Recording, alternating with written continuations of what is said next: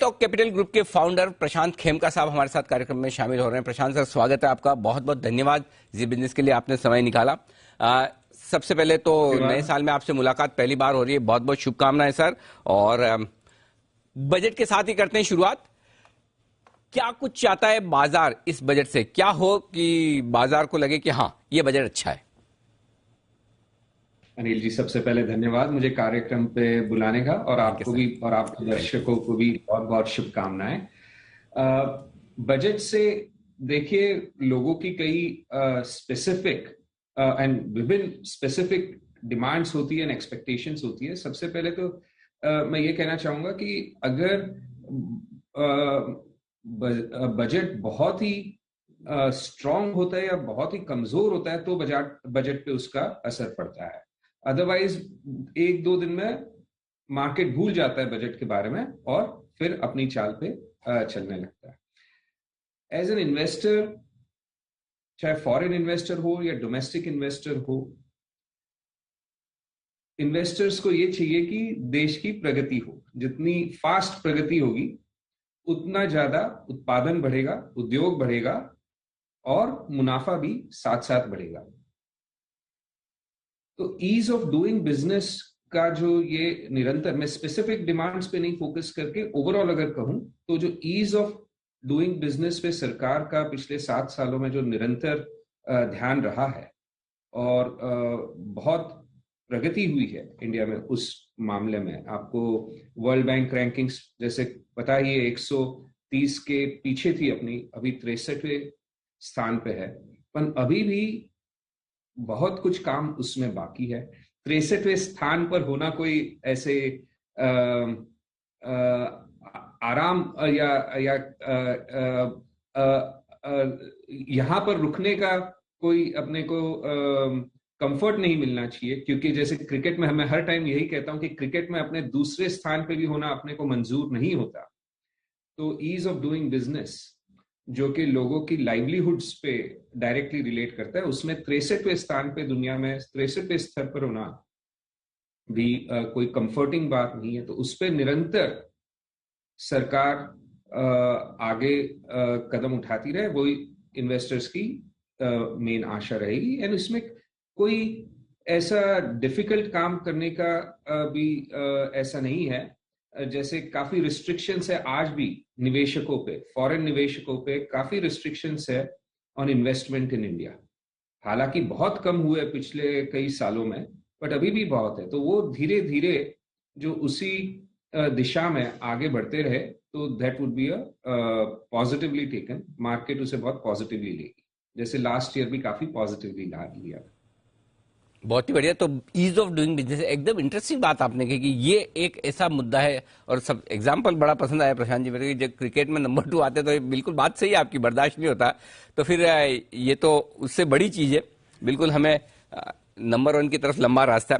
अच्छा सर, ये बताएं कि आपने तो काफी साल विदेशों में भी बिताए, बड़े बड़े फॉरेन फंड्स आपने मैनेज किए हैं, ये बताया। और जनरली हमें ये समझ में आता है कि बजट में ना विदेशी निवेशक वो देखते हैं कि वित्तीय घाटे का आंकड़ा कितना है, क्या है, मतलब तो कितना आंकड़ा आए तो फॉरेन इन्वेस्टर्स कंफर्टेबल है कि हाँ नहीं ये बजट ठीक है, फिस्कल डिसिप्लिन है, हमें डरने घबराने की जरूरत नहीं। देखिए, वित्तीय घाटा का जो नंबर है वो नेसेसरली इतना इंपॉर्टेंट नहीं है जितना कि वो किस वजह से आया है। अगर ये वित्तीय घाटे का आंकड़ा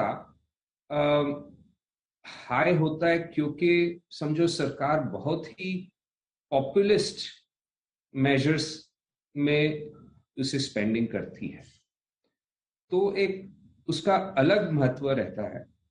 और अगर ये वित्तीय घाटे का आंकड़ा ऊपर जाता है क्योंकि सरकार उसे इंफ्रास्ट्रक्चर और डेवलपमेंट में निवेश करती है, तो लोगों को वो एक अलग नजरिए से उसको इन्वेस्टर्स और निवेशक देखेंगे।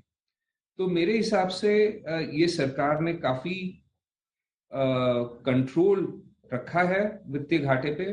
पिछले कई सालों में इम्प्रूवमेंट रहा है। बीच में कोविड के वजह से ऑब्वियसली वो इंक्रीज हुआ था, बट फिर से उम्मीद यही है कि वो इम्प्रूवमेंट के दिशा में ही रहेगा।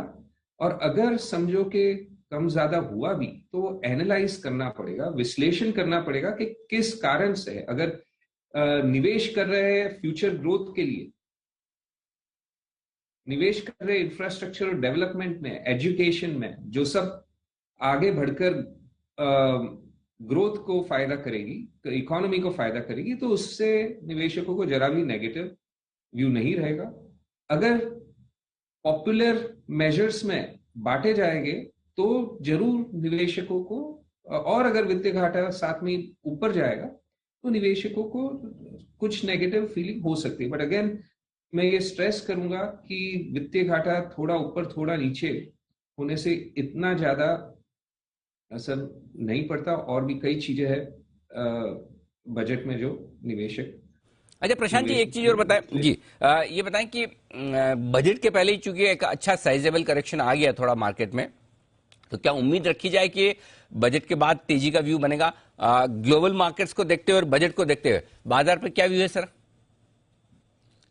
बाजार पे का तो ऐसा है कि नामुमकिन है कोई एक पर्टिकुलर व्यू लेना। मैं कई बार कहता हूँ कॉइन फ्लिप के बराबर है। चाहे क्रिकेट का ही अगर मैं उदाहरण दूं तो कितना ही बड़ा कप्तान क्यों ना हो, कितनी अच्छी टीम क्यों ना हो, मैच के स्टार्ट में टॉस किस तरफ पलटेगा, हेड्स आएगी या टेल्स आएगी, वो किसी कप्तान को दुनिया में पता नहीं होता। और मार्केट का भी ऐसा ही है, कितना ही बड़ा फंड मैनेजर या इन्वेस्टर क्यों ना हो, मार्केट की उसे कॉइन फ्लिप से ज्यादा खबर नहीं रहती है।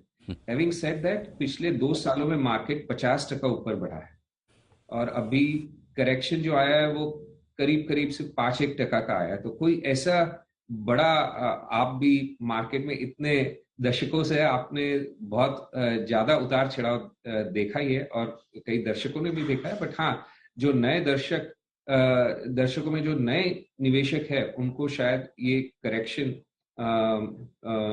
हर्ट ज्यादा कर रहा होगा। पर ऐसे उतार चढ़ाव के लिए तैयारी हमेशा ही रखनी चाहिए मार्केट से, क्योंकि ये आते रहते हैं। मार्केट के आगे क्या होगा, मेरे हिसाब से तो ये साल अगर डबल डिजिट रिटर्न्स या हाई सिंगल डिजिट रिटर्न अगर मार्केट दे दे तो बहुत अच्छा कहा जाना चाहिए। बिल्कुल ठीक बात है, डबल डिजिट रिटर्न आ जाए, बढ़िया है, 2 साल में बढ़िया पैसे बन गए। अच्छा सर, अब ये बताइए पैसे बनेंगे कहाँ? कौन से सेक्टर थीम्स हैं आपको लगता है साल 2 साल 3 साल के लिए बढ़िया रहेंगे? जरूर अनिल जी, तो देखिए ओवर टाइम, जैसे आप से पहले भी बातें हुई है, पैसे कंपनियों में बनते हैं, सेक्टर से नहीं। अभी सेम सेक्टर में ले लीजिए, जैसे फाइनेंशियल सर्विस है, पिछले कई सालों में या दशकों में कंपनियां बैंकरप्ट भी हुई है, और ऐसी कंपनियां भी, मैं नाम नहीं लेना चाहता, बट ऐसी कंपनियां भी है जिन्होंने लाखों करोड़ों में वैल्यू या वेल्थ क्रिएट किया है लोगों के लिए। तो जिसने सही कंपनियां चुनी उनका पैसा बना है। सेक्टर ऐसे नहीं कि फाइनेंशियल सेक्टर में निवेश करके पैसा बना है, फाइनेंशियल सेक्टर में किन कंपनियों में निवेश किया उसमें पैसा बना है। और सेम जो है वो फार्मास्यूटिकल में भी सेम है, आईटी सर्विसेज में भी सेम है। तो हमारी टीम का जो ध्यान रहता है वो कंपनी में कौन सी सेक्टर में कौन सी कंपनियों को खरीदना, वो इम्पोर्टेंट है। मैं एक बात और सिर्फ कहूंगा, क्योंकि मैं स्क्रीन पे फ्लैश होते हुए देख रहा हूं कि मार्केट में क्या होगा कहना बहुत मुश्किल है।